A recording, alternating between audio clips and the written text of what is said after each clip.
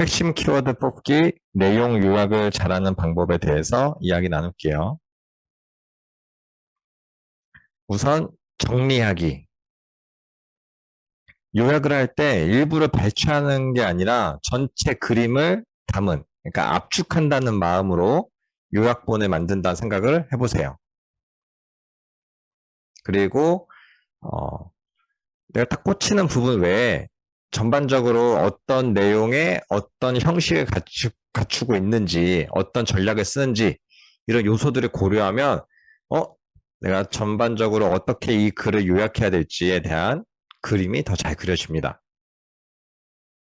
그리고 비문학책 같은 경우에서는 이 목차가 그 중요한 틀이거든요.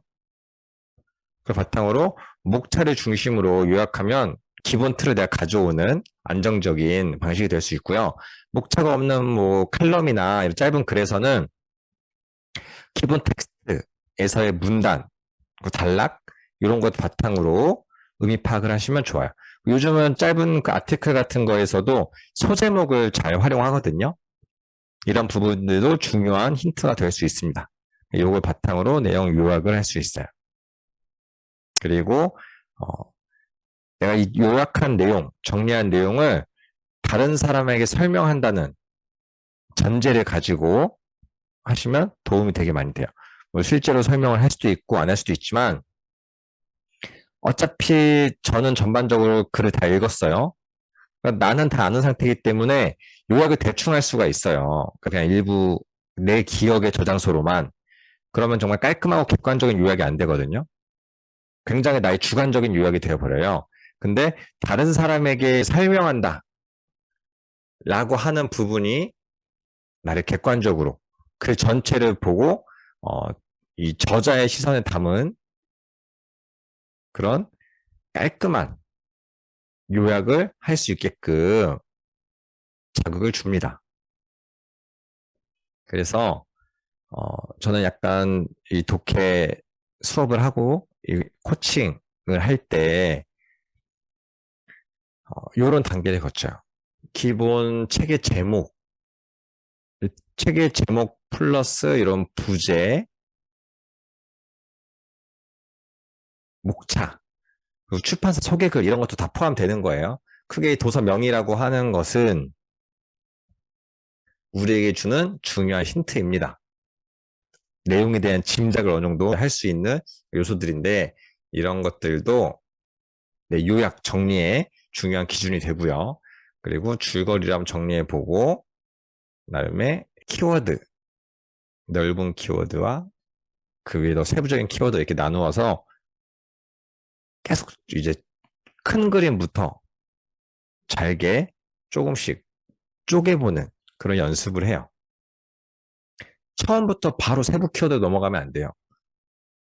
큰 저자의 시선과 이런 큰 그림을 먼저 보고 그 다음에 조금씩 줄여나가서 여기 단계별로 이 과정을 거치는 게 중요합니다.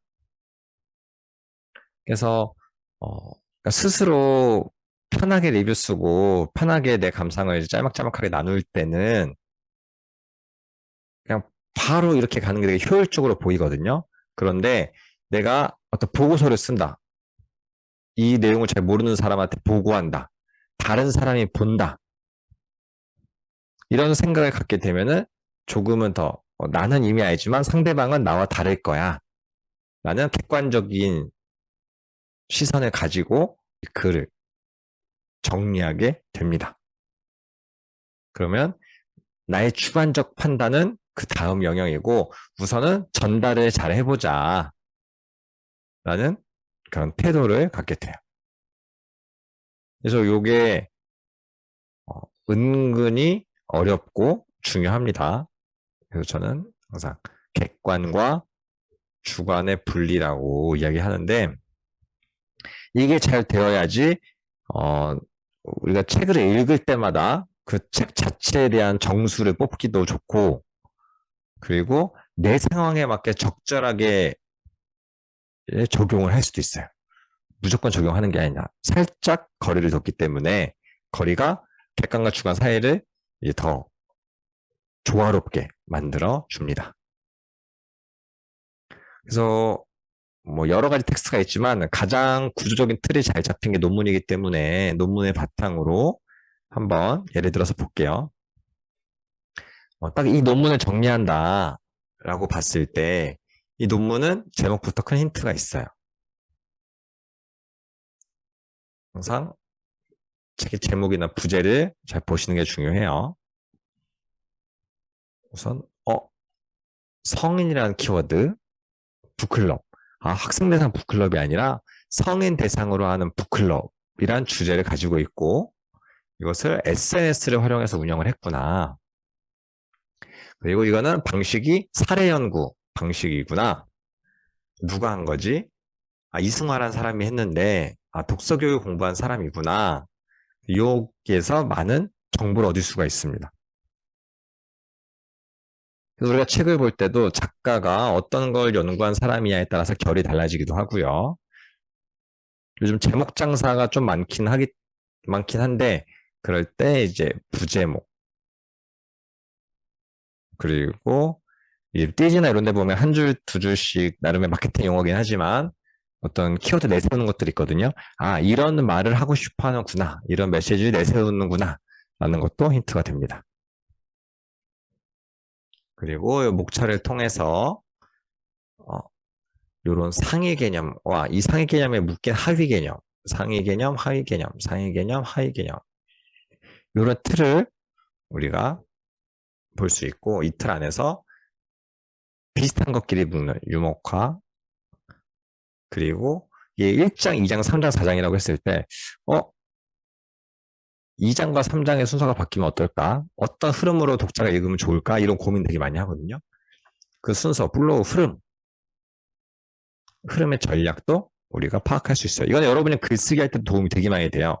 우선 지금의 읽기 자체니까 핵심 요약을 했을 때 이 사람은 이런 상위 개념에 이런 하위 개념을 담았고 이렇게 비슷한 것끼리 묶었고 이런 순서를 배치함으로써 독자가 이런 걸 느꼈으면 좋겠다는 나름 출판사와 편집자 기획자와 저자의 의도가 있구나 이런 것들을 우리가 파악할 수 있고 이 의도를 여러분의 정리, 요약에 담아야 됩니다. 이 의도가 별로고 와닿지 않았다 그거는 나중 감상해서 풀어내면 되고 우선 요약 자체에서는 이 흐름 자체도 같이 담으면 좋아요. 실제로 논문에서는 이 논문을 읽을지 말지 결정할 수 있도록 이런 초록이라는 부분을 담아둬요. 제가 사실 여기서 나와서 지금 코칭 시스템을 많이 만들었는데 연구하는 사람들이 사실 읽을 게 엄청 많거든요. 참고할 게 엄청 많은데 당신의 지금 연구 주제에 이 논문이 도움이 될지 안 될지 판단하세요. 이런 의미로 이 논문은 이렇습니다. 라고 나름 초록을 담아두고 이거 딱 먼저 보고 나서 뒤에를 본문을 읽을지 안 읽을지 많은 독자들은 결정을 합니다. 그리고 검색했을 때 잘 나오는 주제어. 이 저자가 뽑은 주제어이고 이 주제어가 독자에게 도움이 되도록 좀 해주는 거죠. 그래서 항상 여러분이 요약하실 때 이런 압축의 느낌 그리고 해시태그 느낌으로 우리가 해시태그를 타면 그 주제에 연관된 사람들이 막 연결되고 관련된 컨텐츠가 연결되듯이 이 주제 키워드를 뽑는다는 마음으로 핵심 키워드를 뽑는 게 좋습니다. 뭐 광고, 마케팅 이런 거 제외하고 정말 이제 알짜배기, 엑기스를 담는 그런 키워드예요. 그래서 여러분이 요약, 정리를 잘하기 위해서는 기본적으로 무엇이 더 중요한지, 무엇이 덜 중요한지 중요도 판별을 하는 게 시작점이고요. 그리고 아까 말씀드린 책의 주제, 목차, 제목 이런 단서를 적극적으로 활용하시고요. 단서가 사실 오히려 우리를 헤매게 할 수도 있어요. 마케팅용 단서들은 나중에 비판적 변별을 해서 걸러내면 되는데 여러분이 요약하는데 우선 단서로서는 의미가 있다. 그리고 그걸 바탕으로 구조화하고 항상 다른 사람에게 설명하기. 모두가 당신만큼의 이해도나 관심도를 갖고 있지 않다. 그걸 전제로 하고 새롭게 나름 정리를 하는 거죠. 그랬을 때 객관적인 압축이 가능합니다. 그래서 뭐 종이책 읽으시는 분들은 꾸준히 밑줄 그는 것 자체가 여러분 중요도를 판별하는 거고, 밑줄 그을 때도 나에게 와닿은 문장도 있지만 이 작가가 여기에 대해 힘을 주는구나, 강조하는구나 라는 그런 밑줄, 뭐 체크, 메모, 좋아 등등 이렇게 읽으면서 꾸준히 해두는 게 좋습니다. 그리고 항상 다른 사람에게 설명한다는 마음 잊지 마시고요. 이거는 상위 개념, 하위 개념 연습했을 때 그 구조자는 얼개자는 연습인데, 결국 이걸 포함하는 의미 찾아냄으로써 여러분이 이제 글을 쓸 때 카테고리도 마찬가지인데, 읽을 때도 머릿속에 구조화가 잘 되면 이해가 잘 되거든요. 문학은 좀 이게 힘들 수 있지만 비문학에서는 이런 상위 주제, 이런 하위 주제, 첫째, 둘째, 셋째 이런 것들 머릿속에 딱 들어오면 저장이 잘 돼요. 여러분이 책장 정리하실 때도 색깔별로 정리하시는 분이 있고, 주제 영역별로 정리하시는 분이 있고, 작가별 시리즈별로 정리하시는 분도 있고, 뭐 내가 정말 자주 보고 또 보고 싶고 좋아하는 베스트 나머지 이런 식으로 나름 애정도별로 나누시는 분도 있는데, 결국 여러분이 계속 기준을 잡아서 글을 정리를 해야 됩니다.